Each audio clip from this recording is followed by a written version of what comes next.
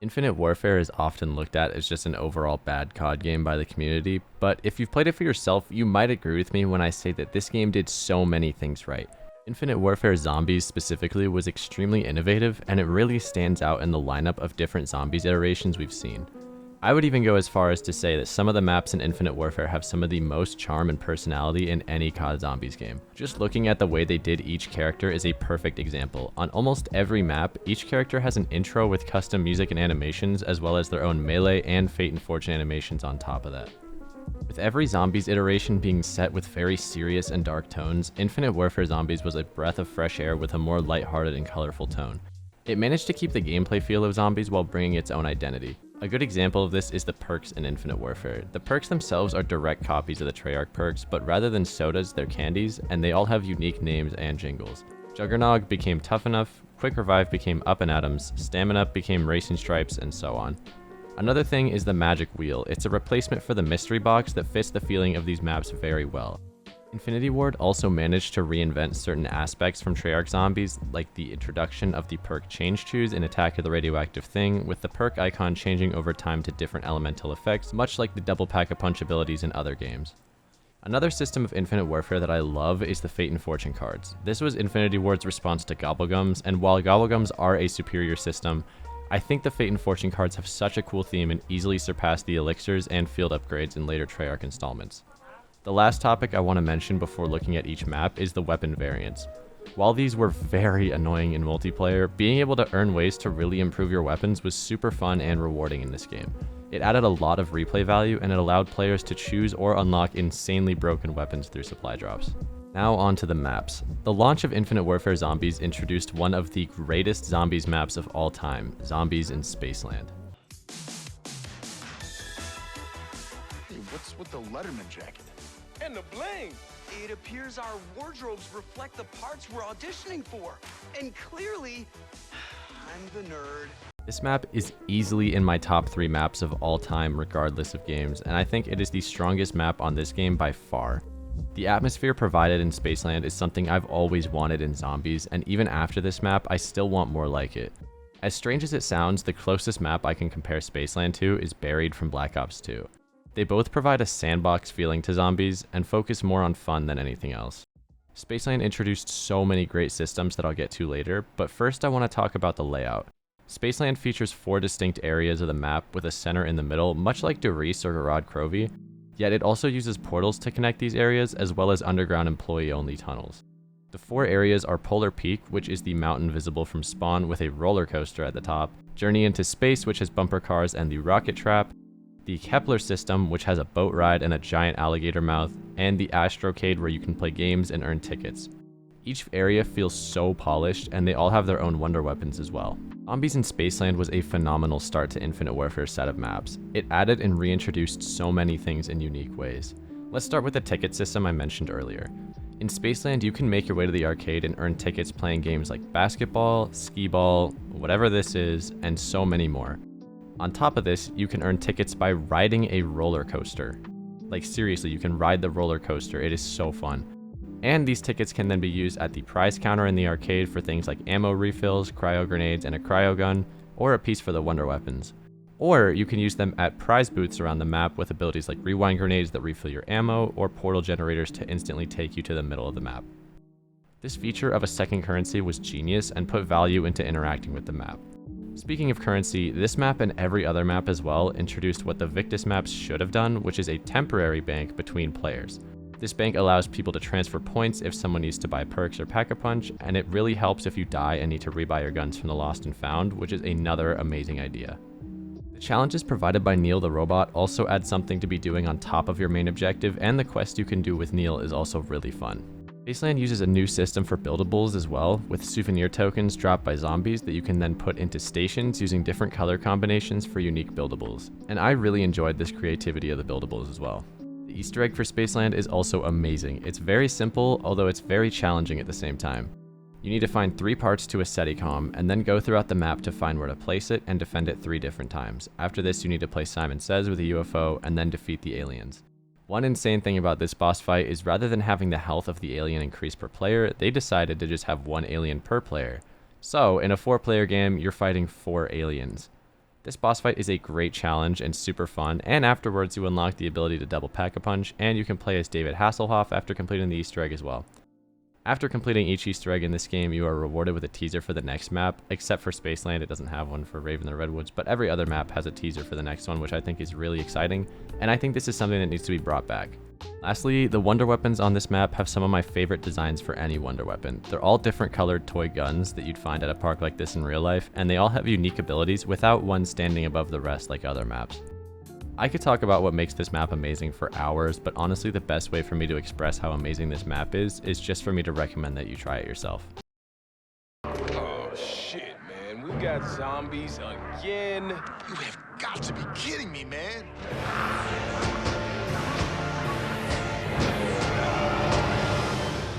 When it comes to darker themed maps, this is the darkest one you'll find on Infinite Warfare. Rave in the Redwoods starts you off with nothing but your fists and a cabin full of weapons like a machete, an axe, a golf club, and a spiked bat. This map plays heavily into the 90s lakeside slasher film tropes, and I absolutely love the atmosphere of it. It reintroduces many features of Spaceland in a unique way, like the challenges from Neil now becoming challenge badges that you can complete for the rewards that were previously found in the prize booths in Spaceland. This is also the only other map to have buildables from the tokens, however on this map they're gems that you can put into these wooden stations. Rave in the Redwoods is probably most well known for a feature called Rave Vision, which is essentially just doing drugs. But zombies can drop these pouches you can take to any fire on the map, and you can then throw the pouch into the fire and you'll find yourself in a colorful version of the map with skulls on the floor, trees filled with color, and a slasher that runs you down with a chainsaw. My biggest complaint with this map, however, is that the slasher only shows up in Rave Vision. I understand that it's a really powerful system considering you earn extra points while you're using it, but the slasher is limited to that mode, so he really doesn't pose a threat at all. Now, let me be clear. The other main problem I have with this map is one that anyone who has played this map will agree with, the boat. I love the idea of building a boat to get across the lake to the island where you pack a punch, but having to sit through a 30-second boring-ass boat ride every single time can get so tedious. However, this map is still phenomenal, and it does so much right. The Wonder Weapons are once again 4 unique weapons. They're crossbows, and they're all really fun to use. There's the Whirlwind, which almost acts like a thunder gun, the Trap-O-Matic, which you have a dual wield and you can place to have lasers connect between the shots you do, the Ben Franklin, which strikes lightning down, and the Acid Rain, which covers the area in Acid Rain. And the Acid Rain is definitely the most fun, and all of those have a really cool and vibrant design to them. And after completing the Easter egg, you can also use the Smiley, which is the slasher's chainsaw, which is a really cool addition. The special round on this map has Sasquatches, which have more health than your traditional special round enemies, and they also throw things at you. I personally like the clowns from Spaceland more, but I think these add a lot of character to the map. One aspect of this map that is never talked about is the memory charms, which are really unique, and I'm surprised they didn't return in any other maps. There are 10 total, and you can find them throughout the map. I'll explain one to give an idea as to what they do. You can find this fish. It's either in the sewer tunnel or in the cabins, and you can take it to the dock by the boat where you can place it down, and you will then see a blue light swimming around in the water. If you hit that with an explosive, you'll be able to equip the fish charm to your gun, which works like the momentum perk from multiplayer where you'll run faster as long as you don't jump or slide. Each charm does something different, and you can have one for every weapon, and they all have different little challenges you need to do to unlock them, but I've never seen anyone talk about them, and honestly I'm surprised they never returned. High rounds on this map are really fun, especially if you incorporate Rave Vision or just use the crossbows, and there are a ton of great training spots, and the map itself is also just really fun to explore. Overall, I absolutely love this map, and I think its strongest attribute is the atmosphere that it provides. The dichotomy of the dark and gloomy cabins and lake to the loud, colorful rave site is really cool. Map travel is also really nice on this map, with it being in a circle with a mine underneath connecting the map, and the spawn cabin in the middle. The characters are also really fun on this map, and when I first played this game, I didn't even realize they're the same people from Spaceland with a different style, but I will say this map has some of my favorite variants of these characters, especially AJ. The guest star on this map is Kevin Smith, and while I'm personally not super familiar with him, I do really enjoy how incorporated into the Easter egg he is. The Easter egg on Rave in the Redwoods is a bit too easy for my liking. It only really has like 3 or 4 steps before the boss fight, and it's mainly just quick lockdowns. But the boss fight itself is amazing. It's the longest fight in this game other than Mephistopheles, and it has a really nice cinematic feel to it. It also has such an amazing teaser for the next map, which is...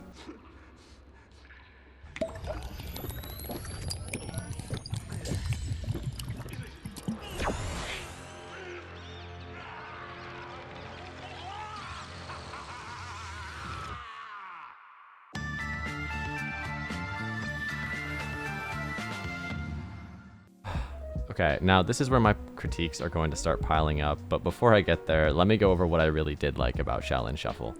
The third map of Infinite Warfare has hands down the best round music of any Infinite Warfare map, and the creativity of this map needs to be appreciated.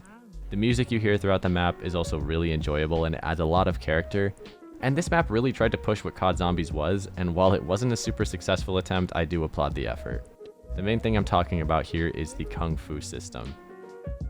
With Pam Grier as the guest star, I understand what this map was playing into, but in the context of zombies, it is really hard to pull off what they envisioned.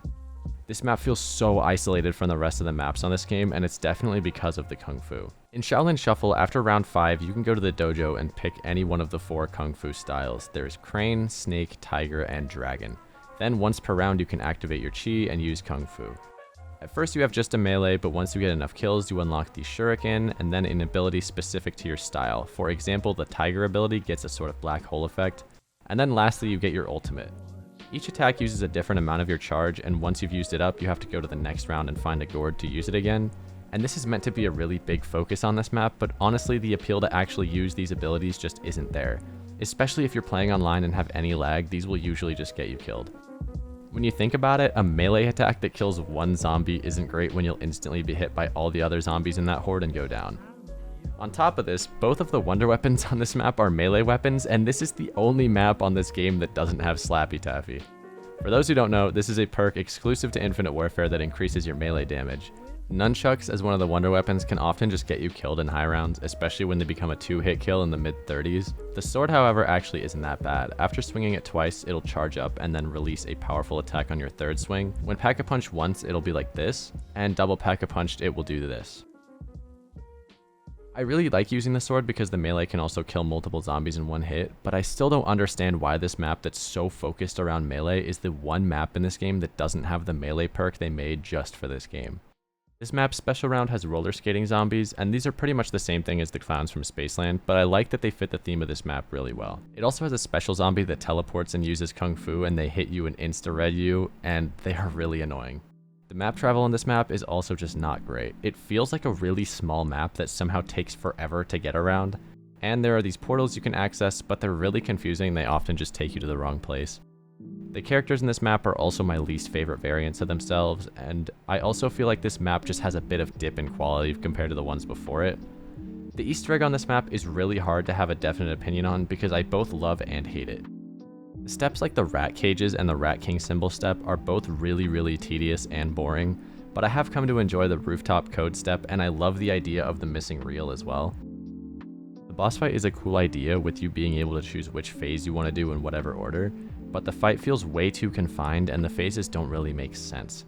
I don't dislike the boss fight, but it's definitely one of my least favorite fights in this game. Now, if we want to talk about a really good boss fight and a map that gets way too much hate,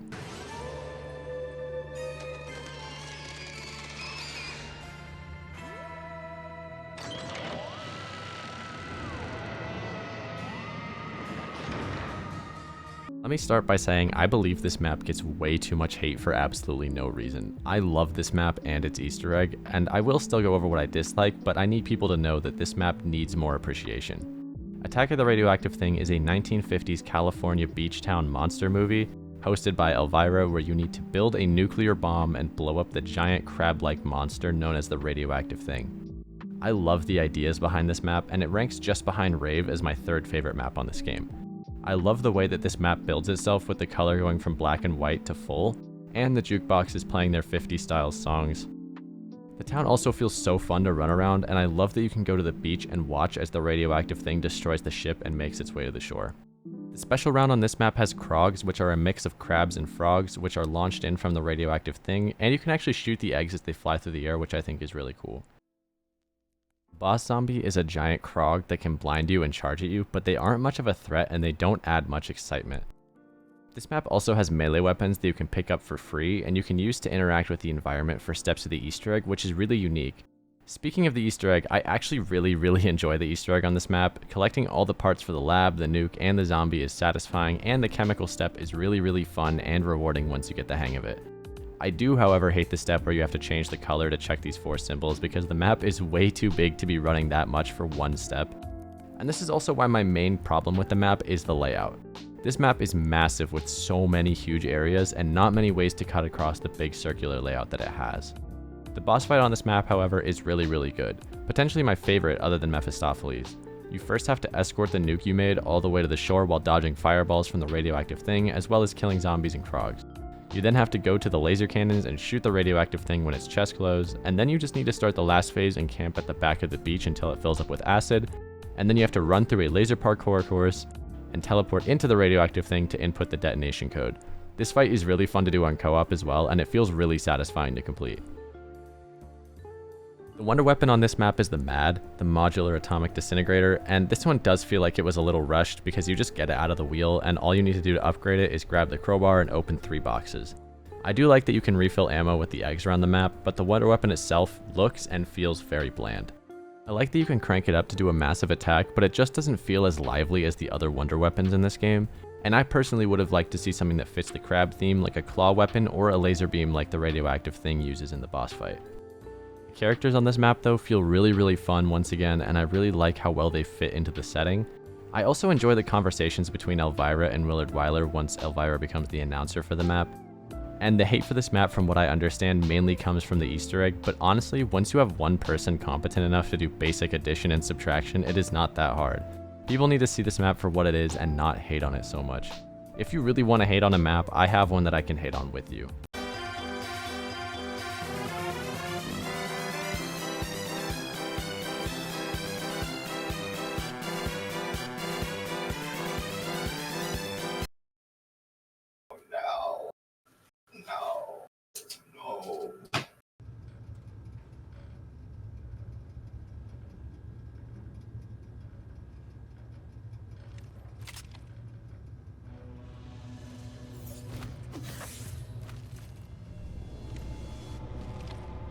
Oh wow, what's this? Every character has the same intro and animations for everything, and there's no round change music and a clear lack of care or effort put into this map?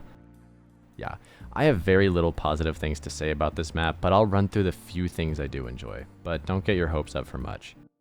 I really do love that you get to escape the movie and come to the theater. I think that was a really cool idea, but honestly, other than it being a cool idea, there's not much to do there. It's really cool the first time, but other than that, it's more bland map space. One idea that would have taken a lot of work, but would have definitely been really cool, is to have this map be similar to Revelations, where you could go into the theaters of the previous maps and enter them and have it just be like one room from another map, like the cabin in Rave or the arcade from Spaceland, and have that map's wonder weapon available to obtain there. That would have added so much replay value to this map, and it could use the maps in ways that Revelations did that I feel like would have added for so much more for this theater to be than just another room. I also like that this map reintroduces the special enemies and zombies from the previous maps, but they should be limited to the theater. It makes no sense to see clowns or kung fu zombies on the actual map. Same goes for seeing Rave and the Redwoods zombies or Shaolin disco zombies in the spaceship. It makes the map feel so unorganized. The wonder weapon on this map, the Venom X, is cool and it is really helpful, but the reload, even with quickies, is painfully slow, and while you can get ammo from cryptids, you still only get a max of 10 shots at a time. Now to look at what I really dislike. The first and most obvious is the cryptids. I hate them. I don't care that it's a callback to Extinction, I don't care. Before you have Director's Cut, just getting power on and getting normal zombies to spawn in, you have to sit and spawn for like 10 minutes shooting cryptids, and they take so long to spawn in, they barely give you any points, and then when you do have enough, they dive at you and insta-kill you when you're trying to buy the doors that open really fucking slow. They are not designed well at all, and they are just annoying to fight, especially in the boss fight. This map itself feels so dull. It's a generic facility map, and high rounds consist of you staring at the color gray. Another complaint I have after doing the Easter egg many times is that there are way too many wheel locations. Once the wheel moves, which only takes like 4 hits, good luck finding it, because on top of the fact that there are so many wheel locations, some literally within feet of each other, there is no beam on this map to tell you where it is. Now, the Easter egg on this map isn't too bad, mainly because it's really short, but the boss fight is atrocious. It is way too long, the arena is way too small for the amount of enemies in there, and it is just poorly designed. You have to kill 4 or 5 cryptid rhinos, then kill a ton of cryptids by some portals, then kill more cryptids by some portals, then kill more cryptids from both sides, then activate these terminals while being chased by normal cryptids and the blue teleporting extra health cryptids, and the cryptid rhinos, and then you gotta wait for 1 minute and 40 seconds while being chased by more cryptids, and then you gotta kill 2 blue rhinos, which take like 40 minutes to kill. It hardly feels like a boss fight, and more just like an unrelenting wave of the most annoying enemies and zombies ever. The Beast from Beyond is the worst map on this game, and it's not even close. It's one of the worst maps in Zombies ever, probably. The life and aesthetic that Infinite Warfare Zombies prides itself on is completely drained from this map. However, there is one positive to this whole thing. After completing all 5 Easter eggs on Infinite Warfare Zombies, you are rewarded with a mode known as Director's Cut. This allows you to start any map with 25,000 points, as well as have every perk even if you down, and every weapon from the Magic Wheel is already Pack-a-Punched. You can obtain Wonder Weapons from the Magic Wheel, and Double Pack-a-Punch is activated automatically on every map. There are a ton of secrets to find in Director's Cut, and it adds a ton of replay value to this mode. I really love the addition of Director's Cut, and on top of this, you can now complete the Director's Cut version of every Easter egg, and earn a talisman for each one. After earning all 5 and completing the Beast from Beyond again, you are able to fight the best boss in all of Call of Duty Zombies, Mephistopheles. This fight is a real challenge, and it can be a real pain considering you have to complete the Beast from Beyond every time you want to attempt this fight. However, it does help that with Director's Cut, you can be in the boss fight in 20 to 30 minutes if you know what you're doing. The Mephistopheles fight is really well designed, and it takes a long time to finish. If you do finish it though, you will unlock the ability to play as Willard Wyler in Zombies in Spaceland, which is the coolest unlockable character in this game by far, and it's also such a flex. One other thing I really enjoyed about Infinite Warfare Zombies is the boss fight mode. This is a mode in which you're given 20,000 points in the Afterlife arcade to purchase guns and perks, and you can fight any boss in the game, including Mephistopheles, for practice, or just to see how fast you can do the fights. I really appreciate this mode because with how long certain Easter eggs can be, specifically Shaolin, it helps to have practice before facing the boss on each map, especially Mephistopheles. Getting practice on this mode is essential before you can fight him for real. Overall, I love Infinite Warfare Zombies, and I think it did so much that Treyarch and Sledgehammer were too afraid to try. It added a fun, colorful theme to an otherwise dark and gritty mode, and I think that it worked really well on the maps they did correctly. Zombies in Spaceland is a great example of this, as it remains a favorite for myself and a lot of people in the Zombies community. I am really sad that as the life cycle of this game went on, the community's opinions of the maps got worse and worse, because originally there was more planned for this story. I would have loved to see this story and theming of maps continue because it's such a breath of fresh air for Zombies.